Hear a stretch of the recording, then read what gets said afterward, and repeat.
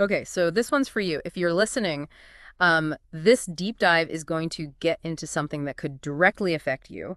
We're talking about this potential new travel ban and what we know so far about what it could look like based on what's out there. Yeah, it's a lot to take in. It seems like we might be looking at some big changes to how people get into the U.S. Right. And the thing that really jumps out is just how many countries could be impacted. We're hearing up to 43. Yeah, that's huge.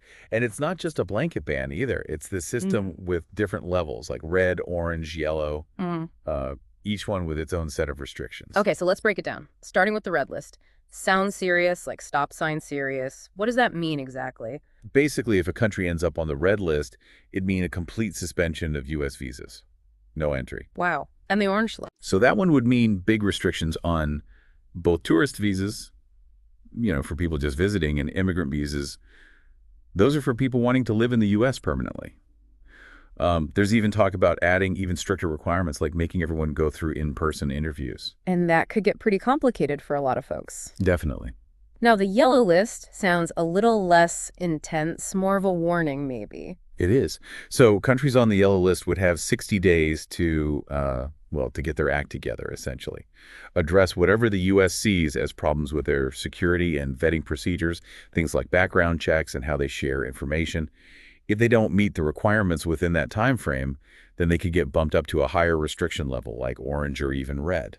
So basically, it's like fix it or else. Uh-huh. And looking at all this, it's clear that this could have a big impact on people all over. What kinds of folks are we talking about here? Well, this could touch a lot of lives. Families trying to reunite, students hoping to study in the U.S., business people, tourists. The human cost is going to be a big part of this story. Definitely. And I imagine this could also create tension between the U.S. and some of these countries. Oh, absolutely. Yeah. There's already been a lot of talk about how this could hurt diplomatic relations, not to mention the legal challenges that are almost certain to come up. Right, right. Now, the official reason, or at least what's being said publicly, is that this is all about national security, about tightening up vetting and screening procedures. Yeah, that's the line we're hearing, keeping the U.S. safe. Makes sense. Now, for anyone who remembers those travel bans we saw a few years back, is this basically the same thing or is this different? It's different. The information we have says this new one would be way bigger than those earlier bans.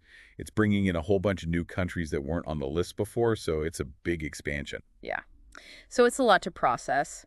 One thing that's super important to remember, though, is that, at least for now, this is all based on a draft, a proposal. Things could still change before anything's actually put into action. Absolutely, yeah. What we're looking at now is just a snapshot based on what's been reported, so, let's see how things actually play out. Totally. So just to recap for everyone, potentially a new travel ban using this three-tier system, red, a complete travel ban, orange, major limits on different types of visas, and yellow, a 60-day warning to improve security practices.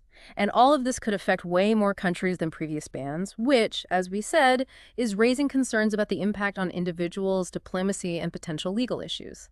The stated goal, though, is strengthening national security. And what really stands out to me more than anything else is the sheer scale of it and the introduction of this, multi-layered approach. It's definitely something new. Definitely. It really makes you think.